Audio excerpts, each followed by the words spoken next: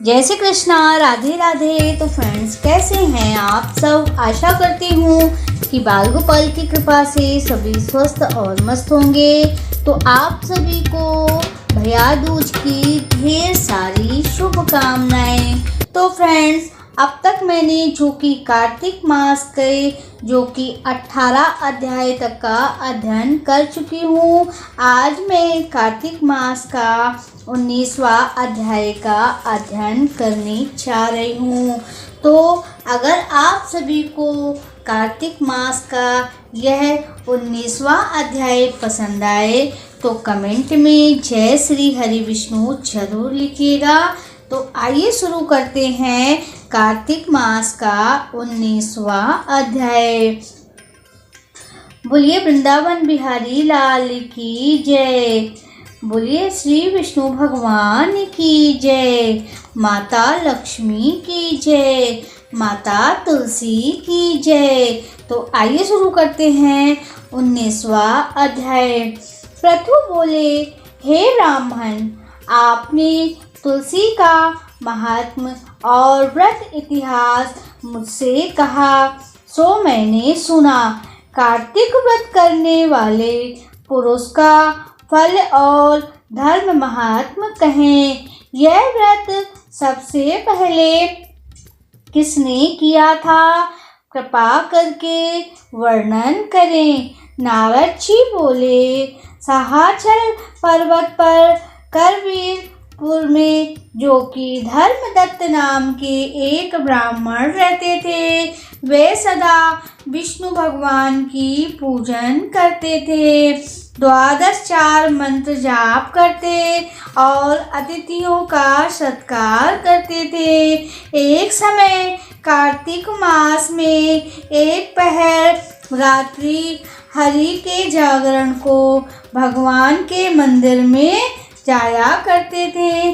भगवान की पूजन सामग्री लेकर के एक बार वे ब्राह्मण मंदिर में जा रहे थे, तभी भीतर को जो कि गड़े हुए लाल नेत्र वाली, लंबे होंठ और सूखे मांस वाली घरघराहट करती हुई एक राक्षसी को देखा। उसको देखकर जो कि राजा कांपने लगे और भय के मारे पूजा की सामग्री और जल उसको मारने लगे। भगवान का स्मरण करके तुलसी के जल से उसको मारा, सो उसके सब पाप नष्ट हो गए और वह पूर्व जन्म के कर्मों का फल से अपनी दशा को याद करके ब्राह्मण को दंडवत करने लगी और बोली, पहले के कर्म से मुझे ये दशा प्राप्त हुई है। हे विप्र, आप कैसे उत्तम गति को प्राप्त हों? नम्र होकर अपने कर्म को कहती हुई और कला को देखते ही अति विस्मित होकर धर्मदत्त बोले, किस कर्म के फल से तुम्हारी यह दशा हुई है? कैसे तेरा स्वभाव है, यह हमसे कह। कला बोली, थे जो कि सौराष्ट्र नगर में एक भिक्षुक नाम के ब्राह्मण थे, उसकी स्त्री जो कि कला नाम की अति कठोर स्वभाव वाली मैं हूँ। मैंने कभी अपने स्वामी को कल्याण उनका नहीं किया या मीठे पदार्थ नहीं दिए। मैंने उन्हें धोखा देती रही और मुझको जो कि कला ही प्यार लगता है। अब ये बात जानकर पति ने दूसरा विवाह कर लिया और विचार किया, मुझे विष खा लेना चाहिए। फिर यम के दूत मुझे बांध ले गए और यमराज ने मुझे देखकर चित्रगुप्त से पूछा, इसने क्या कर्म किए हैं?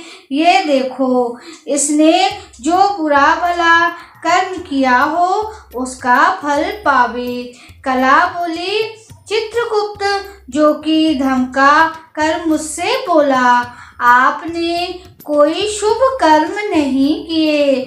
स्वयं मिष्ठान खाती थी और पति को जो कि ऐसे रूखा सूखा देती थी।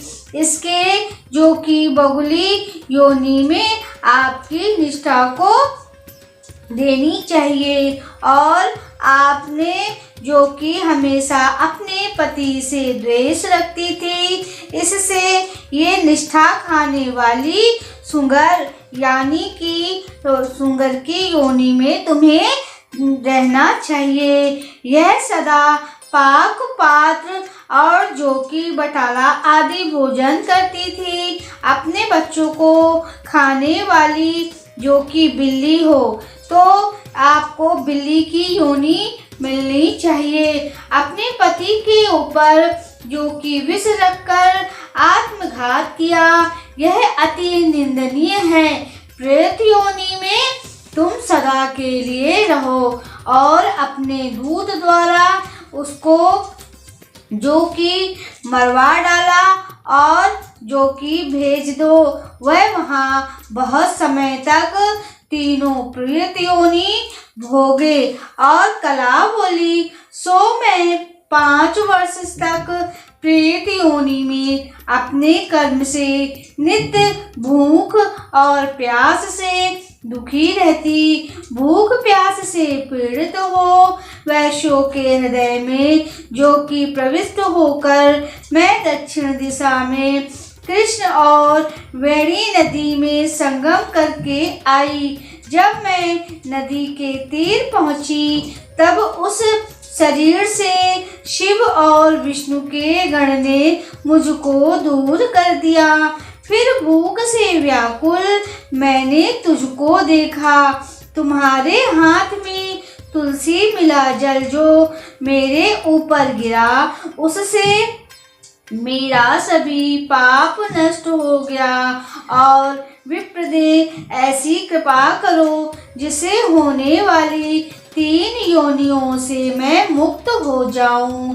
मुझे जो कि 3 योनि अभी और भोगनी है, सूंगरी की, बिल्ली की और जो कि कुंगली की। तो ब्राह्मण ने इस प्रकार कला के वचन सुनकर कर्मों के फल से प्राप्त हुई उसकी ग्लानि को विचार कर बहुत देर बाद जो कि इस प्रकार बोले और उन्हें बोले कि हर प्राणी को अपने कर्म भुगतने ही पड़ते हैं, लेकिन तुम्हारे ऊपर जो कि कार्तिक मास का समय है और कार्तिक मास के समय यह पूजा पाठ में तुलसी के जल से मिला जो तुम्हारे ऊपर जल अर्पित हुआ, उससे तुम्हें इस योनि से मुक्ति मिलेगी। तो इति श्री समाप्त। आज कार्तिक मास का जो कि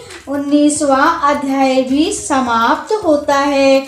आशा करती हूँ कि आप सभी को आज यह कार्तिक मास का 19वां अध्याय भी पसंद आया होगा। अगर आप YouTube चैनल में देख रहे हैं तो प्लीज़ चैनल को सब्सक्राइब जरूर कीजिएगा और अगर आप Facebook पेज में देख रहे हैं तो पेज को फॉलो कर लीजिएगा। लाइक कमेंट और शेयर भी कीजिएगा। नोटिफिकेशन की बटन ऑल ज़रूर कीजिएगा।